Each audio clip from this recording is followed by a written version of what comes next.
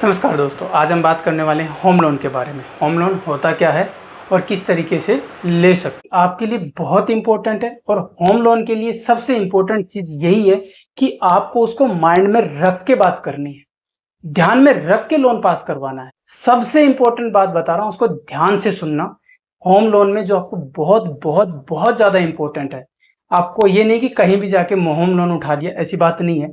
Home loan आप कहीं से भी लो, लेकिन इन बातों के बिना आप होम लोन ना लें। तो चलिए मेरे साथ हम बात करते हैं होम लोन की इन्हीं बातों के लिए। सबसे पहले ईएमआई, आपकी जो ईएमआई होनी है वो कम से कम 40% से ज्यादा नहीं होनी चाहिए। 40% का मतलब है आप 1 लाख रुपए कमा रहे हो ना, उसका केवल 40% तक ही आप उसमें यूटिलाइज करें अपने ईएमआई में। टोटल ईएमआई जितनी भी आपकी लाइफ की ईएमआई चल रही है, ऐसा नहीं कि एक ईएमआई में 40 कर लिया, दूसरे में 40 कर लिया, तीसरे में नहीं। आपके पास 10 ईएमआई है तो टोटल मिला के वो 40 होना चाहिए। सबसे इंपॉर्टेंट बात, यानी जितनी भी आपकी इनकम है उसका केवल 40% ही आप ईएमआई के अंदर इन्वेस्टमेंट करें। सबसे इंपॉर्टेंट बात। सेकंड बात करें, बैंक से फोरक्लोजर के बारे में पूरी जानकारी ले लें। जब आप बैंक से फोरक्लोजर की बात करेंगे ना, तब आपको फोरक्लोजर की पूरी जानकारी देगा। क्लोज करते वक्त क्या कंडीशन है, क्या रहेगी, क्या नहीं रहेगी, ये बात भी बहुत इंपॉर्टेंट है। सेकंड बात करें, टैक्स प्रॉफिट की जानकारी पूरी तरीके से ले लें। सेक्शन 80C और 24B के तहत आप क्या क्या टैक्स में बेनिफिट ले सकते हो। होम लोन लेते हो ये चीज बहुत जरूरी है, क्योंकि इसमें आपका ही फायदा है और लाखों का फायदा है, हजारों का नहीं, कुछ 100 का नहीं है, लाखों का फायदा है। तो जब भी आप होम लोन लें तो वहां अपने टैक्स के बारे में पूछ ले, भैया 80C के तहत कितनी छूट है, 24B के तहत कितनी छूट है। और अगर आप फर्स्ट टाइम घर खरीद रहे हो या फ्लैट खरीद रहे हो तो आपके लिए एक बेनिफिट और तैयार है। वो बेनिफिट क्या है, देखिए 80C के तहत तो आपको 1.5 लाख तक की छूट मिल गई, जो मिलेगी ही मिलेगी। 24B के तहत आपको 2 लाख की छूट मिलती है। ये गवर्नमेंट का प्रावधान है, ये किसी ऐसा नहीं कि फ्री में बट रहा, नहीं, गवर्नमेंट की तरफ से दिया जा रहा है। और 80EE के तहत उन लोगों को छूट दी जाती है जो फर्स्ट टाइम अपना घर खरीदते हैं, यानी जो फर्स्ट टाइम अपना घर खरीदते हैं उनको 80EE के तहत 1.5 लाख तक की टैक्स में छूट दी जाती है। इसमें कुछ जगह पे टर्म एंड कंडीशन अप्लाई है, लेकिन फिर भी आप अच्छी तरीके से अप्लाई करोगे, पूछोगे, तो यहाँ पे भी आपको पूरी बेनिफिट मिलेगा। तो होम लोन लेते वक्त इन चीजों को सबसे पहले ध्यान में रखें। मैंने इसलिए सबसे पहले इन चीजों को आपको बताया है, क्योंकि उसके बाद लोग वीडियो देखते भी हैं, नहीं भी देखते हैं, वो स्किप कर देते हैं। इसलिए मैंने इनको एंड में नहीं रखा, ताकि ये चीज स्किप नहीं हो जाए। भले आप वीडियो आधी देखो, कोई दिक्कत नहीं है, लेकिन अगर आप लोन की तरफ बढ़ रहे हो तो कम से कम ये चीज आपको रिमाइंड करवा देंगी कि कहीं हमने वीडियो देखी थी और उसमें ये जानकारी दी थी और हमें यहाँ लाखों का फायदा होगा, तो ये चीज तो हम पकड़ के चले। तो अब हम कंटिन्यू करते हैं होम लोन के बारे में और बातें। तो आज जितने भी होम लोन की जानकारियां हैं, मैं आपको जितना शॉर्ट हो सके उतनी शॉर्ट तरीके से बताने की कोशिश करूंगा, और जितना नॉलेजेबल होगा उतने नॉलेजेबल तरीके से मैं आपको समझाने की भी कोशिश करूंगा। तो बने रहिए मेरे साथ अंत तक। अगर आपको वीडियो अंत तक वैल्यूबल लगे, इन्फॉर्मेटिव लगे, तो प्लीज़ सब्सक्राइब जरूर करना। तो बढ़ते हैं आगे। होम लोन, देखिए होम लोन 2 तरीके का होता है, या तो हम घर को बनाने के लिए लोन लें या घर के ऊपर लोन लें। घर को बनाने के लिए लोन लेते हैं तब हमें घर जिस भी जगह बना रहे हैं तो वो चीज़ हमें आइडेंटिफाई करनी होती है गवर्नमेंट को या किसी भी होम लोन सिक्योरिटी एजेंसी को। जिस भी संस्था से हम लोन ले रहे हैं, या तो बैंक से लेंगे या किसी प्राइवेट संस्था से लेंगे, ठीक है। और अगर घर के ऊपर लोन ले रहे हैं, यानी आपके पास घर है पहले से बना हुआ और आपको लोन चाहिए, लेकिन आप उसे अगेंस्ट ऑफ प्रॉपर्टी के लोन लेते हो, यानी कि आपकी प्रॉपर्टी के अगेंस्ट लोन लेते हो, तो उसे एक पर्सनल लोन की तरह देखा जाता है। आज हम बात कर रहे हैं होम लोन के बारे में, यानी कि मैं मान के चल रहा हूँ आपको घर बनाने के लिए लोन चाहिए, आपको अपना घर बनाना है, उसके लिए आपको लोन चाहिए, आपको अपना फ्लैट खरीदना है तो उसके लिए आपको लोन चाहिए। देखिए, अगर आपको अपनी प्रॉपर्टी डिसाइड है कि मुझे ज़मीन पे घर बनाना है, तो जो ज़मीन आपकी है, जब भी आप गवर्नमेंट से या बैंक से लोन लेने जाओगे तो उस टाइम पे देखा ही जाएगा कि आपके पास क्या एसेट्स है घर बनाने के लिए, जो आपकी प्रॉपर्टी वो आपकी है या नहीं है, आपके डॉक्यूमेंट्स, आपका रेजिडेंशियल एरिया, आपका कॉन्टैक्ट, जो भी इंफॉर्मेशन जो आपसे रिलेटेड होंगी पुख्ता रूप से, वो चीज़ देखी जाएंगी। अगर आप फ्लैट ले रहे हो तब आपका देखा जाएगा, क्योंकि फ्लैट के टाइम पे ज़मीन आपकी नहीं होती, इलाका केवल आपका चुना हुआ होता है कि मैं इस लोकेशन में अपना फ्लैट लेने जा रहा हूँ। ध्यान से सुना मेरी बात। अगर जगह पे लोन ले रहे हो घर बनाने के, तब आपका जो एरिया है वो फिक्स हो जाता है कि मान लीजिए आपका जो जगह है वो वैशाली नगर में है, मालवीय नगर में है, या दिल्ली में है, गुड़गांव में है, तो एक फिक्स जगह हो जाती है कि भैया गुड़गांव के इस सेक्टर में हमारा जो प्लॉट है हमें उस पर घर बनाना है। तो जब भी आप किसी बैंक से लोन लेने जाओगे तो उसको वो चीज़ वहाँ पे मिलेगी, जगह मिलेगी। उस जगह की वो अपने तरीके से छानबीन करेंगे कि जगह आपके नाम है ही नहीं है या नहीं है। अगर वो आपके नाम पे है तो आपको लोन बहुत अच्छी तरीके से मिल जाएगा और सिक्योरिटी के साथ मिलेगा। और अगर आप फ्लैट लेते हो तो ये आपकी लोकेशन होती है कि भाई मुझे इस जगह लोकेशन पे फ्लैट लेना है। उसके बाद आपको बिल्डिंग दिखाएंगे, क्योंकि आप जब जिस बिल्डिंग में वो आप फ्लैट लेना चाहते हो तो बैंक को जाहिर सी बात है उस बिल्डिंग के पूरे दस्तावेज देखने होंगे कि बिल्डिंग लीगल बनी हुई है या नहीं है। आपका जो फ्लैट है वो आप अच्छी तरीके से ले रहे हैं या नहीं ले रहे हैं, और अगर ले रहे हैं तो उसमें आप अपने क्या क्या डॉक्यूमेंट अटैच कर रहे हैं। मैं आपको इतना ही कहना चाहूँगा, जब भी आप लोन लो या घर बनाओ, घर बनाते वक्त आपको लोन जरूर लेना चाहिए। अगर आप किसी दूसरी अपनी ही ज़मीन पे, यानी आप अपनी पैदाइशी ज़मीन पे, देखिए बात को थोड़ा सा ध्यान से सुनते हुए चलना।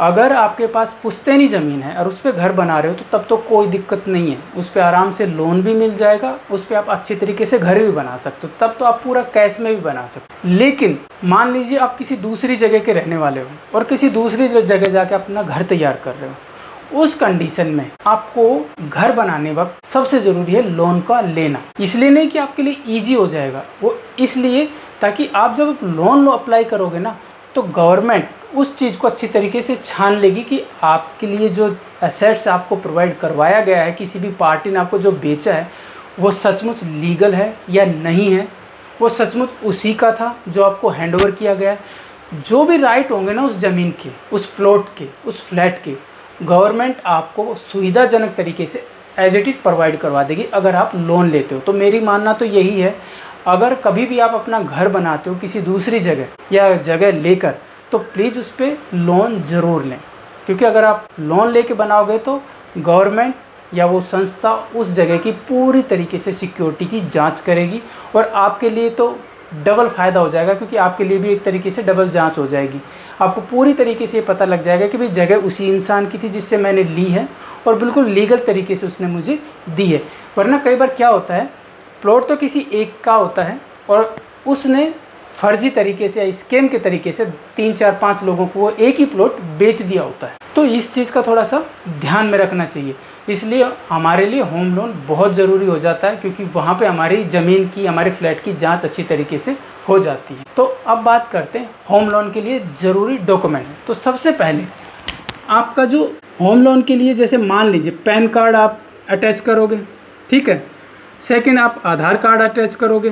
थर्ड आप एड्रेस प्रूफ अटैच करोगे। फोर्थ आप अपना जो ITR की फाइल जो भरते हो उसका पूरा ब्यौरा आप दोगे। फिफ्थ नंबर पे आपका जो कौन से जोन में कौन से एड्रेस पे एक तरीके से वो आप बताओगे, एड्रेस वेरिफिकेशन। 6 नंबर पे इस पे फिर जैसे कि आप जो सैलरी यानी इनकम प्रूफ, तो आपका जो भी इनकम प्रूफ होगा, हालांकि ये इनकम प्रूफ तो आपकी RTI में या फॉर्म 16 के ज़रिए पता लग ही जाएगा कि क्या आपकी इनकम है, कहाँ से आपका जो पैसे का सोर्स है वो क्या है। अगर आप ये भरते हो ना तो बहुत अच्छी चीज़ है, आपको इसमें लोन बहुत अच्छी से मिल जाएगा। और अगर आपका सिविल स्कोर अच्छा है, अगर सिविल स्कोर आपका अच्छा है, लगभग 750 से लेके अगर 80 तक आपका सिविल स्कोर है, तो यहाँ पे भी लोन में काफ़ी फ़ायदा मिलेगा। और अगर आप ITR 3 साल या 3 साल से ज़्यादा टाइम अगर आपको ITR भरते हो गया है, तो उस जगह भी ये आपके लिए बहुत इम्पोर्टेंट हो जाएगा। ये लोन के लिए, लोन के पर्पज़ से आपका लोन बहुत जल्दी पास हो जाएगा। तो ये कुछ वेरिफिकेशन ज़रूर होंगी आपकी जब आप होम लोन लोगे। पैन कार्ड के ज़रिए आपका सिविल स्कोर पता चल जाएगा कि आप कहीं डिफ़ॉल्टर रहे हो या नहीं रहे हो, आपको होम लोन देना भी चाहिए या नहीं देना चाहिए। आधार कार्ड के ज़रिए आप कहाँ के मूल निवासी हो, यानी आप तो हो राजस्थान के लेकिन ज़मीन लेके रहे हो गुड़गांव में, ज़मीन ले रहे हो हरियाणा में, यूपी में। तो जैसे आपका आधार कार्ड होगा ना, उससे आपका पूरा एड्रेस वेरिफिकेशन हो जाएगा। थर्ड होता है एड्रेस। अगर अभी आप किस जगह पे रह रहे हो, आपका करंट एड्रेस और आपका परमानेंट एड्रेस दोनों इस तरीके से वेरीफाई किए जाएंगे। फोर्थ नंबर पे आपकी ITR फॉर्म 16, आपके इनकम सोर्स पिछले 3 साल में क्या रहे हैं, आप सैलरी एम्प्लॉयड हो, प्राइवेट एम्प्लॉय हो या बिजनेसमैन हो, जो भी है ITR से पता चल जाएगा। फिर आपका जो एड्रेस यानी कि पुख्ता एड्रेस आप किस जगह को लोकेट करना चाहते हो। भाई आप प्लॉट लेना चाहते हो तो वो क्या लोकेशन पे है, आप फ्लैट लेना चाहते हो वो क्या लोकेशन पे है, तो ये भी बराबर जांच होगी। उसके बाद आपका इनकम का प्रूफ क्या है, सैलरी हो, प्राइवेट हो, बिजनेसमैन हो, या फिर कोई आपकी सिक्योरिटी आती है, बॉन्ड आपके हैं, शेयर मार्केट में आपके पास पैसा अच्छा है, या आपके पास एफडी है। आपका इनकम का सोर्स क्या है।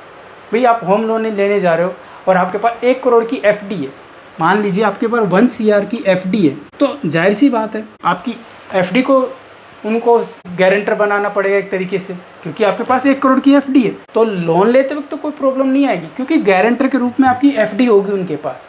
अगर आप लोन डिफ़ॉल्ट करते हो, EMI नहीं भरते हो भविष्य में, तो वहाँ आपकी एफडी पकड़ में आ जाएगी उनको, तो सबसे पहले अपने आप खींच लेंगे। और अगर आपके पास एफडी नहीं है तो जाहिर सी बात है फिर आपके पास इनकम का सोर्स अच्छा होना चाहिए। तो ये होम लोन लेते वक्त कड़ी जांच है जो ज़रूर की जाएंगी किसी भी होम लोन के लेते वक्त। तो इन चीज़ को आप अगर राइट डाउन करना चाहते हो तो कर लीजिए, वरना आप समझ लीजिए। होम लोन लेते वक्त ये चीज़ें सबसे ज़्यादा इंपॉर्टेंट हो जाती है। काफ़ी क्वेश्चन होते हैं कि होम लोन कहाँ से ले। देखिए आप किसी भी गवर्नमेंट बैंक से ले सकते हो, कोई भी गवर्नमेंट में, जैसे कि PNB हो गया, है ना, SBI हो गया, BOI हो गया, या फिर यूनियन बैंक हो गया, कोई भी, मतलब कोई भी गवर्नमेंट बैंक जिससे आप सभी से अपना लोन ले सकते हो। किसी प्राइवेट बैंक से भी ले सकते हो, ICICI हो गया, HDFC हो गया, एक्सिस हो गया, कोटक हो गया, ऐसा एक्स्ट्रा कोई भी प्राइवेट बैंक से आप ले सकते हो। या फिर कोई भी हाउस फाइनेंस, जो भी हाउस सिक्योरिटी फाइनेंस करती हो आपको, मतलब प्राइवेट संस्थाएं होती है ना, कोई भी प्राइवेट जो कंपनी है या फिर फर्म है, इन किसी भी जगह से आप अपने होम लोन को ले सकते हो। मैं कंसीडर करूंगा सबसे नंबर 1 पे गवर्नमेंट से। अगर आप गवर्नमेंट के साथ जुड़ के, गवर्नमेंट बैंक के साथ जुड़ के अगर आप अपने होम लोन को लेते हैं तो वो बेस्ट है। बाकी आप प्राइवेट से, अगर आपका सिविल भी अच्छा है, सब कुछ सिक्योरिटी भी अच्छी है, आपके पास अच्छा पैसा है, तो आप प्राइवेट से जा सकते हो, बहुत जल्दी पास हो जाएगा। और अगर के पास आप कोई जानकार है, कोई प्राइवेट फर्म है जो बहुत ही रिलायबल है, जो मार्केट में अच्छी साख है जिस फर्म की, तो वहाँ से भी आप अपना होम लोन उठा सकते हो। देखिए होम लोन लेने के लिए सबसे ज़रूरी यही है कि आपको सबसे पहले बैंक से या फर्म से या प्राइवेट बैंक से संपर्क करना चाहिए। वैसे तो आप फॉर्म ऑनलाइन भी भर सकते हो, ऑनलाइन आपका जो एड्रेस है, ये जो मैंने डॉक्यूमेंट्स बताए हैं, सबकी फ़ोटोकॉपी वगैरह आप संस्था से भेज सकते हो, सबमिट करा सकते हो। लेकिन होता फाइनली क्या है, बैंक में जाकर ही होता है या किसी संस्था में जाकर ही होता है। आप अगर लोन लोगे तो ऐसा नहीं है कि आपने सब कुछ प्राइवेट तरीके से कर दिया और आपने ऑनलाइन भेज दिया और सब कुछ आपके पैसे आपके अकाउंट में आ जाएंगे, ऐसा नहीं है। आप प्राइवेट ऑनलाइन तरीके से आप अपने डॉक्यूमेंट्स भेज सकते हो, सबमिट करवा सकते हो, लेकिन फिर भी फॉर्मेलिटीज़ कुछ ऐसी होती हैं जो इम्पोर्टेंट होती हैं, उसको आपको बाय फेस ही जाकर करना होता है। तो इस चीज़ को ध्यान रखें। आप ऑनलाइन भी कर सकते हो, लेकिन ऑफलाइन भी उसमें ज़रूरत होती है। और होम लोन की जो ड्यूरेशन होती है, जो होम लोन लेते हैं वो ड्यूरेशन लगभग, देखिए आप कम से कम तो कितना भी रख सकते हो, लेकिन फिर भी एक अनुमान से 5 से लेकर 30 साल तक आप अपने होम लोन की ड्यूरेशन को रख सकते हो। यानी आप अपना जो पैसा उठा सकते हो वो 5 से 30 साल के लिए उठा सकते हो। अब बात आती कितना उठा सकते हैं। देखिए वो आपकी सीधी सी बात है, आपकी फाइनेंशियल जो भी पोजीशन है ना, उस पर डिपेंड करती है। अगर आपकी गवर्नमेंट जॉब है, ठीक है, और उसकी सैलरी 1 लाख रुपए आती है, तो आराम से आपको 1 लाख सैलरी के ऊपर 50 लाख तक का या 40, 45, 50 लाख तक का लोन आराम से मिल सकता है। डाउन पेमेंट भी आप अच्छी खासी दे सकते हो। लेकिन आपकी तो सैलरी, मान लीजिए, इसमें हम सैलरी की बात कर रहे हैं, सैलरी आपकी 1 लाख रुपए मैं मान के चल रहा हूँ, तो आराम से आपको 40 लाख के प्लस में लोन आराम से अप्रूव हो जाएगा। चाहे वो गवर्नमेंट हो तो बहुत बढ़िया, अगर प्राइवेट है तब भी आपका लोन आराम से 40 तक पास हो जाएगा। अगर गवर्नमेंट है ना तो यही लोन आपका 50 तक भी पास हो जाएगा। लेकिन आपकी सैलरी नहीं है, आप एक बिजनेसमैन हो, उस केस में आपकी एफडी देखी जाएगी, या फिर आपका पीपीएफ अकाउंट क्या है, या आपके भाई मार्केट में पैसा कितना। मैं एफडी का एग्जांपल मान के चलूँ तो आपके एफडी के अंदर 1 CR तक है, यानी 1 करोड़ रुपए पड़ा है, और आपने अप्लाई कितना किया है, आपने अप्लाई किया है 40 लाख के लोन के लिए, तो 40 लाख यहाँ पे आपका अप्रूव हो जाएगा। लेकिन सिक्योरिटी आपकी एफडी की रहेगी, आप एफडी को सिक्योरिटी के रूप में रखना होगा। तो ये कंडीशंस है कि आप कितना पैसा पास करवा सकते हो, वो आपकी फाइनेंशियल पोजीशन पे डिपेंड करता है, आप कितना अर्निंग कर रहे हो। देखिए सैलरी आपकी 25,000 है और मांग आप 40 लाख रहे हो, तो ऐसा तो हो ही नहीं सकता कि वो आपको 40 लाख देंगे, क्योंकि अगेंस्ट तो बैंक में रखना ही पड़ेगा। हाँ, आपकी 10,000 सैलरी है तब भी आपको 40 लाख मिल सकता है, लेकिन कंडीशन क्या है? कंडीशन ये है कि अगेंस्ट में आपको कुछ ना कुछ दिखाना होगा। मान लिया आप जिस प्लॉट पे घर बनाना चाह रहे हो, एक प्लॉट और है आपके पास, वो आप ही के नाम है, तो आपको उस प्लॉट को वहाँ पे बैंक में दिखाना होगा, भाई ये मेरा प्लॉट है और ये डॉक्यूमेंट्स है, ये आपके पास गिरवी है, जब तक मैं आपका पैसा भर नहीं दे देता। तब आपकी सैलरी चाहे 5 रुपये हो, आराम से आपको लोन पास हो सकता है। उस प्लॉट की वैल्यू देखी जाएगी उस टाइम पे, जो आप 40 लाख ले रहे हो तो प्लॉट की वैल्यू आराम से 70-80 लाख तो होनी चाहिए। तो ये कुछ कंडीशंस ये होती हैं जो बैंक अपने आप वेरीफाई करती है, संस्था अपने आप वेरीफाई करती है और सबको कैलकुलेट करने के बाद ही आपको लोन पास करती है। तो ये देखो, बैंक टू बैंक, संस्था टू संस्था वेरीफाई करता है क्या है कंडीशन है। फिर भी मैं मोटा मोटा बता दूं, 5 से लेकर 30 साल तक के लिए आपको लोन मिलता है और ये आपकी सैलरी, आपके जो बिजनेस और आपकी जो पोजीशन है उस पर डिसाइड करता है कि कितना लोन आपके लिए पास किया जाएगा। लोन के अंदर क्या है कि इंटरेस्ट रेट अगर गवर्नमेंट से आप अगर लोन लेते हो तो लगभग 7.5% से लेकर 8% से लेकर 10% तक आपको EMI के रूप में देना पड़ सकता है। आपको मंथली इंटरेस्ट आपको देना पड़ सकता है, ठीक है। लेकिन ये डिपेंड करता है आपके डाउन पेमेंट पे भी। देखिए, आपको 40 लाख का लोन ले लिया आपने, ठीक है। अब 40 लाख में आपने जो डाउन पेमेंट है वो कितना किया है? आपने जो डाउन पेमेंट है ना, अगर ये आपने 50% कर दिया, यानी कि 20 लाख आपने डाउन पेमेंट में दे दिया, तो 20 लाख की जो EMI बनेगी तो आराम से उसको आप 17, 18, 19, 20 हज़ार रुपये आराम से बनवा सकते हो। लेकिन आपने यही 40 में से आपने केवल 5 लाख दिया और 35 लाख को आप EMI में कन्वर्ट करना चाह रहे हो, तो जाहिर सी बात है फिर आपकी EMI 20,000 रुपये की, 18,000 की नहीं आएगी। फिर आपकी EMI कम से कम भी 32-33 हज़ार रुपये की EMI बनेगी। तो ये डाउन पेमेंट भी बहुत मायने रखता है आपकी EMI को और इंटरेस्ट रेट को आगे पीछे करने में। इस चीज़ का भी ध्यान रखें। आप जितना अच्छा डाउन पेमेंट डालेंगे, भरेंगे, उतनी कम आपकी EMI आएगी, उतना कम आपका इंटरेस्ट रेट कैलकुलेट होगा और उतनी जल्दी आप इस चीज़ से निकल पाओगे। तो आप इस चीज़ को ध्यान में रख लें, आपको डाउन पेमेंट क्या देना है, EMI क्या भरवानी है। इंटरेस्ट रेट मोटा मोटा मैंने बता दिया है, 7.5% से लेके 8%, 9% और 10% के बीच में होता है। और प्रोसेसिंग फ़ीस भी ज़रूर होती है। देखिए, ये बैंक टू बैंक वेरी करता है और फर्म टू फर्म वेरीफाई करता है, लेकिन फिर भी 0.25% से लेके लगभग 1% तक आपकी प्रोसेसिंग फ़ीस होती है। प्रोसेसिंग फ़ीस क्या होती है? जो भी काम करते हैं ना, उसके एवज में लिए जाने वाली फ़ीस, मेहनताना, वो प्रोसेसिंग फ़ीस होती है। आपका जो पैसा पास करवाना होगा, डॉक्यूमेंट्स वेरीफाई करनी होगी, जगह भी वेरीफाई करनी होगी, लोकेशन भी वेरीफाई करनी होगा, एड्रेस भी वेरीफाई करना होगा, आपको बहुत अच्छी सिक्योरिटी वाली चीज़ भी देनी होगी। तो उन सब चीज़ों के लिए जो प्रोसेस लगेगा ना, उसकी फ़ीस होती है। वो देखिए, कोई बैंक 25% में मान जाता है, कोई 50% लेता है, 0.50%, 0.25% की बात कर रहा हूँ, न कि 50, और कोई 1% भी लेता अगर प्राइवेट फर्म से आप संपर्क कर रहे हो। तो मैंने होम लोन के बारे में जितनी भी जानकारी है मैंने लगभग आपको पूरी बता दी है। फिर भी कोई डाउट है आपके मन में तो प्लीज़ कमेंट्स में ज़रूर पूछना, मैं आपको ज़रूर बताने की पूरी कोशिश करूँगा। और अगर आपको वीडियो वैल्यूबल लगी, इन्फॉर्मेटिव लगी, तो प्लीज़ सब्सक्राइब ज़रूर करना। मिलते हैं एक नई इन्फॉर्मेशन के साथ, जब तक के लिए धन्यवाद।